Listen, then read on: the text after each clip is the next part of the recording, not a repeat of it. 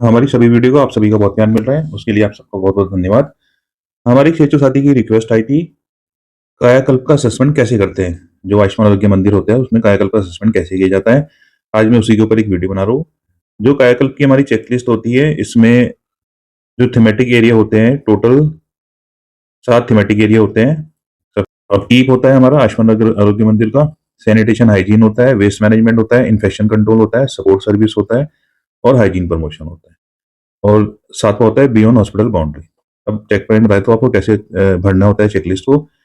अब जैसे सबसे पहला चेक पॉइंट होता है हमारा, no stray animal within the facility premises. कोई भी स्ट्रे एनिमल बाहर जो जानवर है, जैसे कैटल है, कैट्स हैं, डॉग्स हैं, पिग्स है, वो आयुष्मान आरोग्य मंदिर के अंदर घूमने नहीं चाहिए। अगर घूमते पाए गए तो उसमें 0 नंबर मिलता है। फिर जो हमारा अगला चेक पॉइंट है, pest control measure are implemented in the facility. जो आयुष्मान आरोग्य मंदिर होता है, हमारे पास पेस्टिसाइड होनी चाहिए, जो एंटी टर्माइट ट्रीटमेंट, दीमक का स्प्रे करना होता है, दीमक का तेल डालना होता है। जैसे हमारी जो फर्नीचर है, दरवाजे वगैरह है, उसमें दीमक नहीं लगनी चाहिए। पेस्ट के लिए, रोडेंट्स के लिए, जैसे चूहे वगैरह होते हैं, उसके लिए चूहेदानी लगानी होती है। उन सबके जो आप ट्रीटमेंट करते हो आयुष्मान के मंदिर में, पेस्टिसाइड का और इंसेक्टिसाइड का, उसका रिकॉर्ड भी होना चाहिए, फोटो खींच के भी रखनी चाहिए और एक रजिस्टर भी मेंटेन करना है। ये तरीके, जैसे आपको तरीका दिख रहा है ना, इसमें ये मेथड है हॉस्पिटल चेक करने के, असेसमेंट करने के। जैसे इसमें ये है, एसआईए स्टाफ इंटरव्यू होता है, आरआर रिकॉर्ड रिव्यू होता है और ओबी ऑब्जर्वेशन होता है। तो जिसमें जहां भी आरआर आता है, उसका रिकॉर्ड भी आपको मेंटेन करके रखना है, आपको रजिस्टर भी बना के रखना है। तो उसके बाद हमारा अगला चेक पॉइंट आता है, surrounding area open space are well maintain. जो हमारा आयुष्मान आरोग्य मंदिर होता है, उसमें कहीं भी जंगली घास नहीं होनी चाहिए, कहीं पे भी। जो पेड़ वगैरह लग रहे हैं सही से मेंटेन होने चाहिए, ब्रांचेस सही से होनी चाहिए और कोई भी पत्ती है वहां पे फैली हुई होनी चाहिए। आयुष्मान आरोग्य मंदिर में अच्छे से साफ सफाई करानी होती है। उसके बाद अगला चेक पॉइंट आता है, प्रोविजन ऑफ योगा रूम।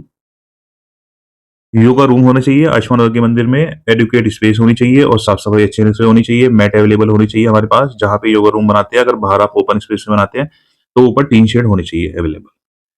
इसके बाद अगला चेक पॉइंट आता है, approach walkway from gate to the facility is even and clean. जो अप्रोच अप्रोच जो अप्रोच रोड है, जहां से पेशेंट आ रहे हैं आपके आयुष्मान आरोग्य मंदिर में, जनरली होता क्या है, मान लीजिए कच्ची सड़क बनी हुई है, बारिश का मौसम है, तो बेचारे पेशेंट जो है मिट्टी में फिसल के गिर भी सकते हैं। तो आपका जो अप्रोच रोड है वो पक्का बना होना चाहिए, जिससे पेशेंट जब आपके हॉस्पिटल में आते हैं तो वो फिसल के ना गिरे, सही से आपके हॉस्पिटल में आ जाए और अच्छे से मेंटेन होना चाहिए। उसके बाद चेक पॉइंट आता है, no water logging in open open area. जो ओपन एरिया है आयुष्मान आरोग्य मंदिर के आसपास का, कहीं भी वहां पे पानी इकट्ठा नहीं होना चाहिए। जनरली होता क्या है, गाँव में अगर कहीं पे सड़क नहीं बनी, बरसात का मौसम होता है तो पानी इकट्ठा रहता है, पेशेंट को, स्टाफ को आने में बहुत ज्यादा दिक्कत होती है। और जो ड्रेनेज है और लीकेज है फ्रॉम द पाइप, वो नहीं होना चाहिए। जैसे मान लो कोई नाला है, नाले से पानी खूब बाहर निकल रहा है, ऐसा नहीं होना चाहिए। पाइप लीक नहीं होने चाहिए। तो ये चीज ध्यान करिए, ये चेक करना होता है जब हम कायाकल्प का असेसमेंट करते हैं। तो उसके बाद अगला चेक पॉइंट होता है, wall walls are well plastered painted and name of the facility is displayed. जो आपका आयुष्मान आरोग्य मंदिर होता है, उसमें जो दीवारें होती है सही से वेल प्लास्टर्ड है, प्लास्टर अच्छे से होने चाहिए, अच्छे से कलर होने चाहिए, ब्रांडिंग अच्छे से होनी चाहिए और फैसिलिटी का नाम अच्छे से लिखा होना चाहिए। टैगलाइन होना चाहिए, आयुष्मान आरोग्य मंदिर विद आरोग्यम परम धर्म। और जो कलर करना होता है आयुष्मान आरोग्य मंदिर का, वो मेटेलिक येलो कलर का होता है और जो विंडो होती है और जो ब्रांडिंग होती है वो ब्राउन कलर से होती है। और जो आपके सेंटर का नाम है वो रात को भी दिखना चाहिए, वहां पे बल्ब लगा होना चाहिए, जिससे बल्ब से आपके सेंटर का नाम रात को भी दिख जाए। उसके बाद अगला चेक पॉइंट आता है, branding of health and wellness centre has been undertaken as per current guideline. जो ब्रांडिंग करनी होती है आपको अपने हॉस्पिटल की, ब्रांडिंग में 6 लोगो करने होते हैं। 6 लोगों के नाम मैं आपको बता देता हूँ कौन कौन से होते हैं। 6 लोगों में पहला लोगो होता है इम्यूनाइजेशन का, दूसरा लोगो होता है एएनसी का, तीसरा लोगो होता है टेलीकंसल्टेशन का, चौथा लोगो होता है योगा एक्टिविटी का, पांचवा लोगो होता है काउंसलिंग का, जो पांचवा लोगो होता है वो काउंसलिंग का होता है, और जो छठा लोगो होता है वो होता है एल्डरली केयर का। तो ये सारे लोगो होने चाहिए और सही से ब्रांडिंग होनी चाहिए। इसके बाद अगला चेक पॉइंट आता है, आयुष्मान आरोग्य मंदिर में कायाकल्प की चेकलिस्ट में, facility infrastructure is well maintain. जो आपकी फैसिलिटी है उसमें कहीं भी क्रैक्स नहीं होने चाहिए, कहीं भी प्लास्टर नहीं झड़ रहा हो ऐसा नहीं होना चाहिए। जो आपके फ्लोर्स हैं वो सही से नॉन स्लिपरी होने चाहिए, अच्छे से मेंटेन होने चाहिए और जो भी आपका जो आयुष्मान आरोग्य मंदिर है उसका पीरियडिक मेंटेनेंस कराना है, हर 6 महीने में या हर साल में आपको मेंटेनेंस कराना होता है। तो उसके बाद चेक पॉइंट आता है centre has intact boundary wall, fencing and functional gate at entry. जो आपका सेंटर होता है उस पे प्रॉपर बाउंड्री वॉल होनी चाहिए, जिससे जो जैसे अधिकतर जो हमारे आयुष्मान आरोग्य मंदिर होते हैं थोड़े इंटीरियर गाँव में होते हैं, तो जंगली जानवर आने का भी खतरा रहता है। तो सही से प्रॉपर बाउंड्री वॉल होनी चाहिए और आपका गेट पूरा प्रॉपर सही बना हुआ होना चाहिए। बंद हो जाए, ऐसा नहीं कि एक एक जैसे गेट लग रहा है, एक गेट टूटा पड़ा है, एक गेट है आपके पास। तो ये देखिए, चेक कर लीजिए, ये देखना होता है इसमें, जब हम कायाकल्प का असेसमेंट करते हैं। फिर इसके बाद आता है adequate illumination in inside and outside of the centre. ये 6.1 चेक पॉइंट है हमारा। प्रॉपर इल्यूमिनेशन होना चाहिए। इल्यूमिनेशन के लिए लक्स मीटर होता है हमारे पास। लक्स मीटर आप डाउनलोड कर सकते हैं अपने प्ले स्टोर से। लक्स मीटर में जनरली जो हमारा ओपीडी एरिया होता है वहाँ पे 150 से लेके 200 लक्स मीटर हमारा होना चाहिए, जिससे प्रॉपर वहाँ पे ठीक से काम हो सके बैठ के। और हमारे पूरे ही सेंटर में सही से प्रॉपर सीएफएल होनी चाहिए, एलईडी होनी चाहिए और जो हमारा गेट है, गेट के बाहर का एरिया है, वो भी प्रॉपर वहाँ पे रोशनी होनी चाहिए, जिससे पेशेंट को आने-जाने में कोई दिक्कत ना हो। इसके बाद हमारा चेक पॉइंट आता है 49 check point use of energy efficient bulb A6.2। जो एनर्जी एफिशिएंट बल्ब है जैसे सीएफएल है, एलईडी है, वो आपको यूज़ करनी है, इससे बिजली का बिल कम आता है, तो ये बहुत ज़रूरी है। इसके बाद हमारा चेक पॉइंट होता है 51 A7.1 window and door are well maintained. जो आपकी विंडो होती है और जो डोर्स दरवाजे होते हैं वो टूटे हुए नहीं होने चाहिए, बिल्कुल सही से प्रॉपर मेंटेन होने चाहिए अच्छे से और उनमें ग्रिल लगी हुई होनी चाहिए और उनमें मच्छर जाली लगी होनी चाहिए। मच्छर जाली का फ़ायदा ये होता है कि जैसे मान लीजिए बरसात का मौसम है, मलेरिया फैलता है, डेंगू फैलता है, तो वो मच्छर के काटने से होता है। तो अगर मच्छर जाली लगी होगी तो हमारी जो स्टाफ है, एएनएम बहन जी है, आशा बहन जी है, हमारी जो सीएचओ साथी है, तो उनको वो भी बचे रहते हैं मलेरिया से और डेंगू से। और जो आपके डोर्स वगैरह है, जो विंडो के दरवाजे लग रहे हैं, वो प्रॉपर वार्निश्ड होने चाहिए, पेंटेड होने चाहिए। उसके बाद अगला चेक पॉइंट आता है 52 A7.2 furniture and fixture are good in condition. जो आपकी एग्जामिनेशन टेबल है, जो फुट स्टेप टेबल है, जो चेयर है, स्टूल है, उन पे किसी के ऊपर भी ज़ंग नहीं लगा होना चाहिए। अच्छे से सबके सब पेंट होने चाहिए और जो मैट्रेस है, जो पेशेंट जिस पर लेटते हैं, वो प्रॉपर क्लीन होने चाहिए, फटा हुआ नहीं होना चाहिए। अलमारी है और आपके पंखे हैं, ट्यूबलाइट है, वो सब के सब वेल मेंटेन होनी चाहिए। ये नहीं कि पंखा टूटा पड़ा है, खराब हो रहा है, ऐसा नहीं होना चाहिए। उसके बाद अगला चेक पॉइंट आता है 54 नो जंग material with in centre premises. कोई भी जो जंग मटेरियल है, जो कंडम सामान है, वो आपके अस्पताल में नहीं होना चाहिए। अगर कोई कंडम सामान होता भी है तो उसको अलग से एक रूम लेना होता है, रूम में सारा कंडम सामान रखते हैं, उसकी हम लाइन लिस्टिंग करते हैं। लाइन लिस्टिंग करके हम सामान रखते हैं। वैसे इसमें प्रॉपर तरीका ये रहता है, जो जंग मटेरियल होते हैं, कंडम जो सामान होता है, कंडमनेशन पॉलिसी होती है। कंडमनेशन पॉलिसी में आप एक मीटिंग करिए, अपने एमओएसी को बुला करके, अपने बीसीपीएम को, बीपीएम को, आप रहिए उसमें, प्रधान को बुलाइए। उसमें जो भी सरकारी ठेकेदार है उनमें वो कंडम का सामान फिर उनको देना होता है। तो उसके बाद जो अगला चेक पॉइंट है 55 सेंटर है system for removing junk material. ये मैंने आपको बता ही दिया, जो आप जंक मटेरियल है उसको सपोर्ट पीएससी की सपोर्ट से, सीएससी की सपोर्ट से मीटिंग करके, जो कंडमनेशन पॉलिसी होती है, कंडमनेशन की मीटिंग करके, तो आपको वो सामान वहां से रिमूव करना होता है आयुष्मान के मंदिर से। तो उसके बाद चेक पॉइंट आता है water supply system is maintain in the centre. जो वाटर सप्लाई है आपके सेंटर में प्रॉपर सप्लाई होनी चाहिए। एक ओवरहेड टैंक होना चाहिए 500 लीटर का। 3 दिन की कैपेसिटी होनी चाहिए पानी की। आपके अस्पताल में पानी आता रहे। आयुष्मान के मंदिर में कोई भी टंकी चूनी नहीं चाहिए, कोई भी पाइप चूना नहीं चाहिए, ओवरफ्लो टैंक नहीं होने चाहिए, सिस्टम सब प्रॉपर काम करनी चाहिए। तो जो सिस्टर्न है, सिस्टर्न प्रॉपर काम करनी चाहिए, इससे थोड़ा टॉयलेट साफ रहती है। ओवरहेड जो टैंक होता है ऊपर का, वो कवर्ड होना चाहिए, खुला नहीं होना चाहिए। कई बार क्या होता है, जैसे चिड़िया है या कुछ और है, कोई जानवर है, वो उसमें घुस जाते हैं, उसमें घुस के वो बाहर नहीं निकल पाते हैं, तो वो मर जाते हैं। तो उससे उसमें गंदगी फैलती है टैंक में ना। हर 3 महीने में टैंक को साफ कराना होता है, टैंक का क्लोरिनेशन भी करना होता है। इसके बाद अगला चेक पॉइंट आता है check if the facility has rain water harvesting system. Facility में रेन वाटर हार्वेस्टिंग सिस्टम होना चाहिए। रेन वाटर हार्वेस्टिंग में बेसिकली होता क्या है, जो बारिश का पानी होता है उसके लिए हम बड़ा सा गड्ढा बनाते हैं, तो उस गड्ढे में वो सारा पानी जाके इकट्ठा होता है। जैसे आप लोगों ने पढ़ा भी होगा, 12th क्लास में हम पढ़ते थे कि वाटर सेडिमेंट होता है, वाटर नीचे जो पानी होता है, जहाँ पे गड्ढा इकट्ठा होता है, पानी नीचे जाके ग्राउंड वाटर में जाके मिल जाता है। ग्राउंड वाटर से फायदा क्या होता है, जैसे हम लोग सबमर्सिबल करते हैं या फिर हम लोग नलका भी लगाते हैं, तो वो जो ग्राउंड वाटर है वो हमारा दोबारा काम आ जाता है, उसमें अच्छा पानी निकलता है उससे।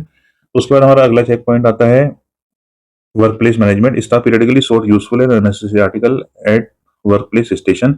वर्क प्लेस मैनेजमेंट के लिए सबसे अच्छा एग्जाम्पल है 5S। 5S होता है sort out, set in order, shine, standardise, sustain. Staff को सभी को पता होना चाहिए वर्क प्लेस मैनेजमेंट के बारे में। और इस वर्क प्लेस मैनेजमेंट में बेसिकली क्या होता है, जैसे सॉर्ट आउट है, जो खराब सामान है उसको फेंक दीजिए, जो जहाँ का सामान है उसको वहां पे रख दीजिए। सेट इन ऑर्डर, सभी सामान को सही से ऑर्डर में लगाना है। शाइन, सभी सामान को चमका के रखना है अपने, और जहाँ पे आप बैठ के काम करते हो वहां पे प्रॉपर डस्टिंग करनी है। स्टैंडर्डाइज, ऊंचे लेवल का स्टैंडर्ड मेंटेन करना है। और सस्टेन, जो हमने आज करा, अगर हमने अपना आयुष्मान आरोग्य मंदिर आज अच्छा कर लिया है तो हमें उसे उसे हमेशा अच्छा ही रखना है। उसके बाद अगला चेक पॉइंट आता है staff arrange the useful article record in systematic manner and label them. जो ड्रग होती है आपकी, जो इंस्ट्रूमेंट होती है, जो रिकॉर्ड होते हैं, इसका भी वही तरीका है। जो आपके यूजफुल आर्टिकल है, जो रिकॉर्ड है, उसको भी 5S के हिसाब से आपको मेंटेन करना है। Sort out, set in order, shine, standardise, sustain. Proper जैसे आप अपना घर सजा के रखते हो अच्छे से, ऐसे ही आपको अपना आयुष्मान आरोग्य मंदिर भी अच्छे से सजा के रखना है, बहुत सुंदर। उसके बाद अगला चेक पॉइंट आता है no dirt, grease, stains, cobweb, bird nest, dust, vegetation on walls and roof in the circulation area. जो आपका सर्कुलेशन एरिया है, जो आपका कॉरिडोर है, जो वेटिंग एरिया है, वहां पे कोई भी गंदगी नहीं होनी चाहिए, कोई भी ग्रीस नहीं होनी चाहिए, कोई भी स्टेन नहीं होनी चाहिए, कोई भी जो है मकड़ी के जाले नहीं होने चाहिए, बर्ड नेस्ट नहीं होनी चाहिए, चिड़ियों के घोंसले बन जाते हैं वो नहीं होने चाहिए। तो इन सब चीज़ों का ध्यान करिए आप, ये सब चीज़ें आप सही से सफाई कराइए। जो कॉर्नर्स है, जैसे आपकी छतें हैं, जो वॉल्स वॉल्स है, दीवारें हैं, जो कॉर्नर्स है कॉरिडोर के, वो सब साफ सुथरे होने चाहिए। कोई वहां पे थूके ना, उसके लिए आप वहां पे आईसी लगा दीजिए कि कोटपा एक्ट होता है, ये आपके ऊपर जुर्माना 200 रुपए का है।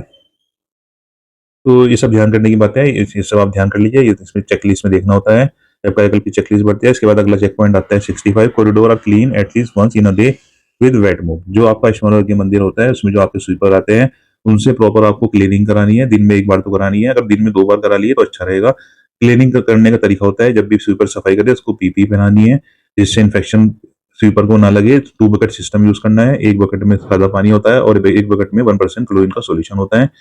और जो हम पोछा लगवाते हैं स्वीपर से, वो यूनिडायरेक्शनल वे में लगाना होता है। और जब भी पोछा लग जाता है, पोछा लगने के बाद पोछे को अच्छे से डिसइंफेक्ट करके 1% क्लोरीन सॉल्यूशन में धूप में सुखाना होता है, सुखा के रखना होता है। और जो पोछा लगाना होता है स्वीपर को यूनिडायरेक्शनल वे में लगाना होता है, या फिर रूल ऑफ 8 के हिसाब से लगाना होता है। तो उसके बाद अगला चेक पॉइंट आता है 67, no dirt, grease, stains, cobweb, bird nest, dust, vegetation and walls in the roof in the clinic room. जो फर्श है, जो दीवारें है क्लिनिक रूम की, उसमें कोई भी गंदगी नहीं होनी चाहिए, ग्रीस नहीं होनी चाहिए, और कोई भी मकड़ी के जाले नहीं होने चाहिए, बर्ड नेस्ट नहीं होने चाहिए, चिड़ी के घोंसले नहीं होने चाहिए, और कोई भी वेजिटेशन, कोई जंगली वहां पे कोई घास होनी होनी नहीं चाहिए। मैंने पहले ही आपको बताया, clinic room is clean at least once in a day with wet mop. Wet mop ये मैंने आपको बता दिया, दिन में एक बार सफाई करानी, 2 बार सफाई करा लोगे तो और अच्छा रहेगा। इसके बाद अगला चेक पॉइंट आता है 70 चेक पॉइंट, जो लेबोरेटरी एरिया है, डायग्नोस्टिक एरिया है, उसको भी ऐसे साफ सफाई का ध्यान रखना है, मैंने बता दिया आपको। तो उसके बाद ये हमारा जो स्टोरेज स्पेस है उसको भी अच्छे से साफ करना है, प्रॉपर सफाई करानी है। उसके बाद जो आपकी रूफ टॉप है, रूफ टॉप भी अच्छे से साफ करानी है, क्योंकि रूफ टॉप में अगर घास लगी हुई होती है, कोई भी गंदगी होती है तो पानी भर जाता है, उससे छत छूती है हमारी। तो उसको भी अच्छे से प्रॉपर सफाई करानी है। इसके बाद क्लीनिनेस ऑफ टॉयलेट, जो टॉयलेट है उनको सब अच्छे से साफ कराना है, सिस्टम से इसे काम करनी चाहिए। तो उसके बाद जो आयुष्मान के मंदिर है उसमें जो टॉयलेट्स है, मेल का टॉयलेट अलग होना चाहिए, फीमेल का टॉयलेट अलग होना चाहिए। एक टॉयलेट डिसेबल फ्रेंडली का भी होना चाहिए। अगर आपके पास टॉयलेट अवेलेबल नहीं है तो आप एक चेयर रख लीजिए जो डिसेबल फ्रेंडली के लिए होती है, जो दिव्यांग होते हैं, और एक स्टैंड भी उनके लिए होना चाहिए टॉयलेट में लगा हुआ। और टॉयलेट में आपको सैनिटरी पैड के लिए एक पीली कलर की बकेट भी रखनी है। उसके बाद चेक पॉइंट आता है use of standard material and equipment for cleaning, हमारा 82 चेक पॉइंट है। हमारे पास डिटर्जेंट होने चाहिए, सॉल्यूशन होने चाहिए, हॉस्पिटल ग्रेड फिनाइल होने चाहिए। ये जो सब सामान होता है वो अच्छी कंपनी का होना चाहिए, आईसीआई मार्क्स का होना चाहिए। अगर आईसीआई मार्क्स का होता है तो एसएसआर आपको पूरे नंबर देते हैं। तो इसमें अगर आईसीआई मार्क्स का आपके पास मटेरियल तो 2 नंबर मिलेंगे, अगर नहीं है तो फिर इसमें 0 नंबर मिलते हैं। इसके बाद अगला चेक पॉइंट आता है 83, एवेलेबिलिटी ऑफ क्लीनिंग इक्विपमेंट। जो क्लीनिंग इक्विपमेंट है, जैसे मोप्स है, जो झाड़ू है, और जो बकेट्स है, ऊपर रिक्वायरमेंट होनी चाहिए, 2 बकेट्स होनी चाहिए।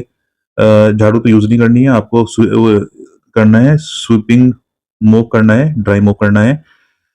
उसके बाद अगला चेक पॉइंट आता है, सब सामान की सप्लाई आपका प्रॉपर होनी चाहिए। इसके बाद अगला चेक पॉइंट आता है use of 2 bucket system for cleaning. ये मैंने आपको बता दिया, 2 बकेट सिस्टम यूज करना होता है। एक बकेट में सादा पानी होता है और एक बकेट में 1% क्लोरीन का सॉल्यूशन होता है। एक चीज़ मैं करेक्ट कर देता हूँ, ये जो इसमें प्रिंटिंग मिस्टेक हो सकती है 83 में, ब्रूम्स यूज़ नहीं करना। ब्रूम्स इनका मतलब होता है जो ड्राई मॉप होते हैं, वो आपको यूज़ करनी है, फूल झाड़ू यूज़ नहीं करनी है आपको अपने हॉस्पिटल में सफाई में। इसके बाद जो अच्छा जो ये ब्रूम होती है, आप ऐसे समझ सकते हैं, ये स्वीपिंग मोप आप किसी मॉल्स में घूमने गए हो ना, मॉल में लगाते हैं, वहाँ पे स्वीपर जो सफाई करते हैं ड्राई मोप से, उससे सफाई करानी है। इसके बाद अगला चेक पॉइंट है 86 check point, use unidirectional method and outward mopping, ये मैंने आपको बता ही दिया। जो सफाई करनी होती है वो यूनिडायरेक्शनल, एक ही डायरेक्शन में करते हैं, या फिर रूल ऑफ 8 के हिसाब से करते हैं। उसके बाद 88 पॉइंट होता है monitoring of cleanliness by mild level health provider on daily basis. जो सफाई करनी होती है वो डेली करानी होती है, सुबह शाम कराइए तो और अच्छा रहेगा उसमें, और सफाई की चेकलिस्ट भी अच्छे से मेंटेन करनी होती है। उसके बाद चेक पॉइंट आता है periodic monitoring of housekeeping activity. जो भी हाउसकीपिंग एक्टिविटी होती है उसकी एक चेकलिस्ट मेंटेन करनी है। जो हमारे सीएचओ होते हैं या फिर जो एएनएम बहन जी होती है, उनको चेक करना होता है कि स्वीपर प्रॉपर सफाई कर रहे हैं नहीं कर रहे हैं। चेकलिस्ट में नंबर देने होते हैं, 10 में से नंबर देने होते हैं। अगर अच्छे से सफाई करी तो 10 में से 10 नंबर दीजिए, अगर खराब सफाई करी तो 10 में से 2 या 3 नंबर दीजिए, अगर बिल्कुल सफाई नहीं करी तो 10 में से 0 नंबर दीजिए। ये चेकलिस्ट में लिखा हुआ होता है। इसके बाद चेक पॉइंट आता है हमारा drainage and sewage management. Drain and sewage system होने चाहिए आयुष्मान भाग्य मंदिर में, सेप्टिक टैंक होने चाहिए प्रॉपर, और सोक पिट भी अवेलेबल होने चाहिए जिससे गंदगी ना फैले। उसके बाद चेक पॉइंट आता है, आज की वीडियो का लास्ट चेक पॉइंट हमारा है, पार्ट 1 वीडियो बना रहा हूँ मैं कायाकल्प के असेसमेंट की। इसमें नो ब्लॉकेज, जो हमारा 92 चेक पॉइंट है, इसमें no block overflowing drain in the facility. जो ड्रेन्स है वो प्रॉपर सफाई करानी होती है। सही तरीका तो ये होता है, जब बरसात होती है, बरसात आने से पहले सभी नाले साफ कराने होते हैं जिससे ओवरफ्लो नहीं होता, और कोई भी नाला ब्लॉक नहीं होना चाहिए। सभी नाले जो है वो कवर्ड होने चाहिए।